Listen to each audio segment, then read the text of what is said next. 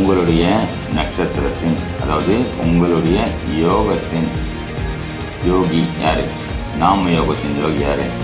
ஏன்னா இந்த நாம யோகத்திற்கு ஒரு நாம யோகத்திற்கும் 2 நட்சத்திரங்கள், அந்த நட்சத்திரத்தின் அதிபதிகளே ஒருவர் யோகியாகவும் ஒருவர் அவயோகியாகவும் வருவார்.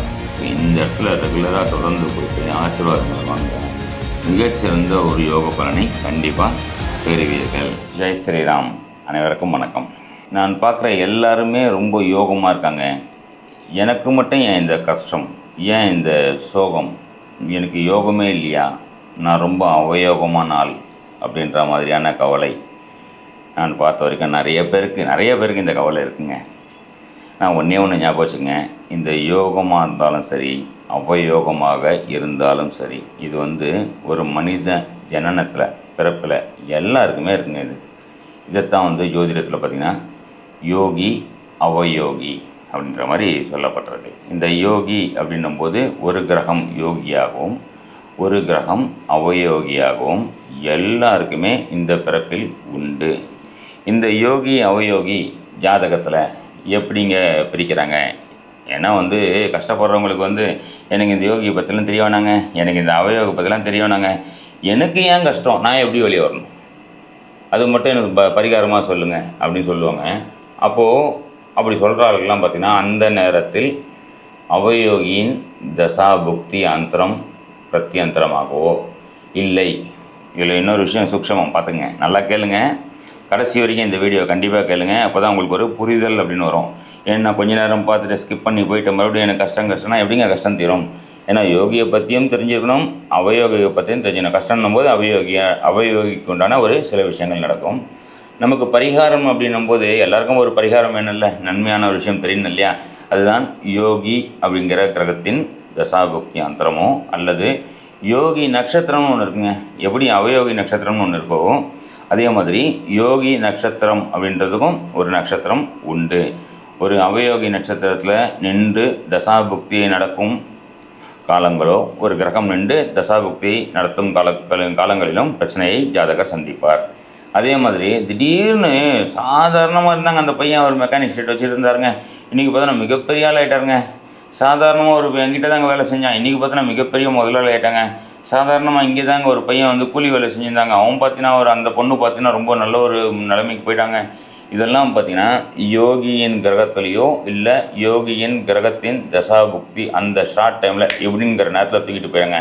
சரிங்க, தசாபுக்தி வர வரைக்கும் நம்ம வெயிட் பண்ணணுமா அப்படின்னு சொல்கிறீங்களா?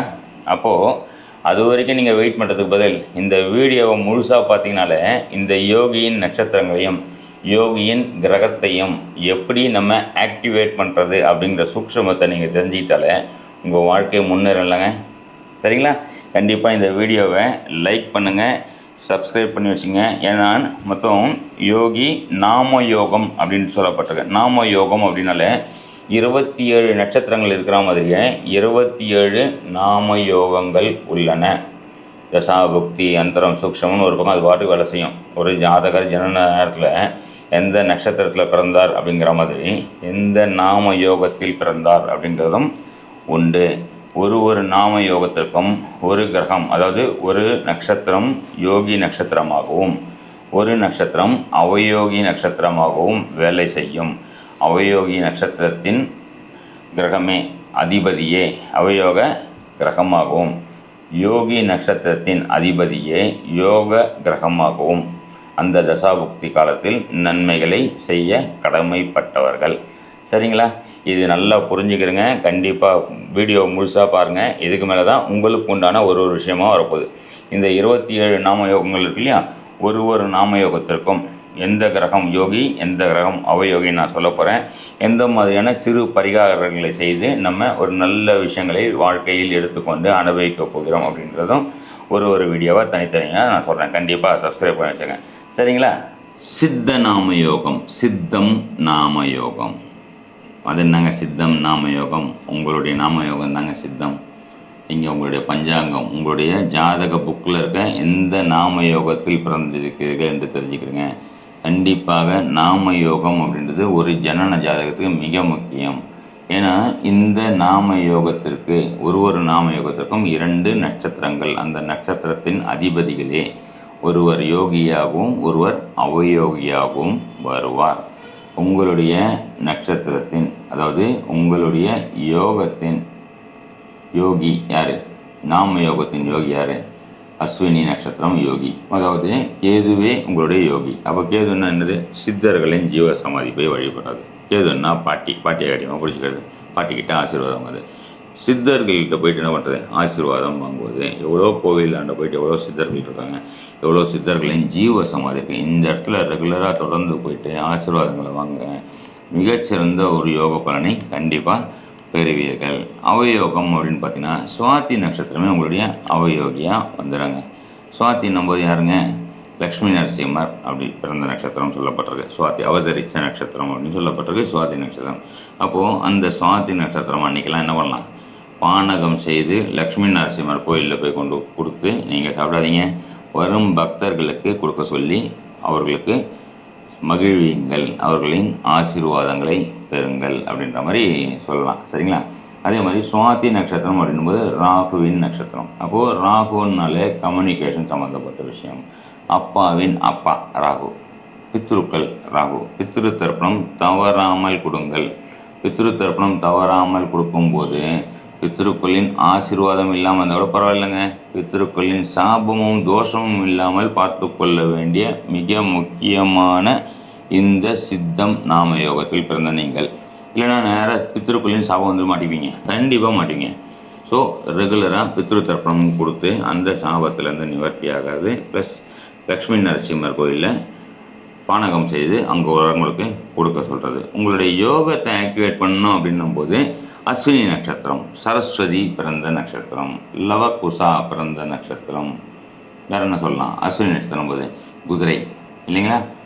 அப்போது நகுலன் சகாதேவன் பிறந்த நட்சத்திரம், அஸ்வினி குமாரர்கள் பிறந்த நட்சத்திரம், அஸ்வினி கோவிலுக்கு போயிட்டு வர்றது, பிறவி மருந்தீஸ்வரர் திருக்கோவில், பிறவி மருந்தீஸ்வரர் திருக்கோவில் போய்ட்டு அங்கேயே வந்து ஒரு நாள் ஃபுல்லாக ஸ்பெண்ட் பண்ணுறது.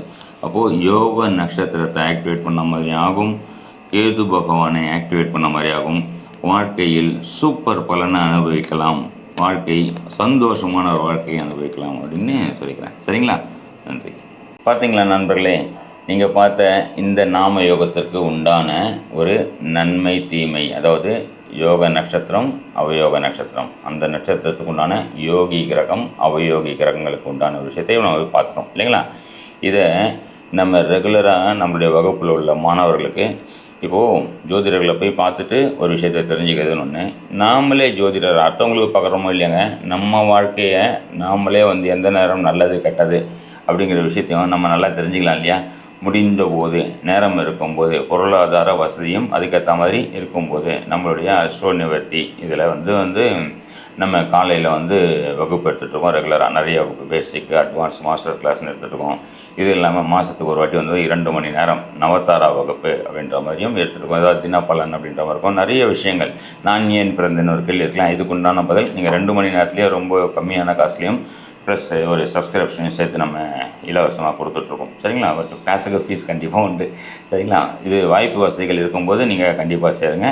இந்த வீடியோவை முழுமையாக பாருங்கள், உங்களுடைய நண்பர்களுக்கு கண்டிப்பாக ஷேர் பண்ணுங்கள். ஷேர் பண்ணிக்கிட்டு ஜோதிட அறிவை, நம்மளுடைய பாரம்பரிய ஜோதிட அறிவை முழுமையாக பயன்படுத்திக்கிட்டு வாழ்க்கையில் எந்த அளவுக்கு ஒரு சிறப்பான நம்ம வாழ்க்கையை அமைச்சிக்கலாம் அப்படிங்கிறதுக்காக எனக்கு தெரிஞ்ச எனக்கு இறையருளால் ஒரு குரு அருளால் கிடைத்த ஒரு பொக்கிஷத்தை, ஒரு ஞானத்தை உங்கள்கிட்டலாம் ஷேர் பண்ணிக்கலான்றதுக்காக இந்த விஷயத்தை உங்கள்கிட்ட கொடுத்துருக்கேன். சரிங்களா நண்பர்களே?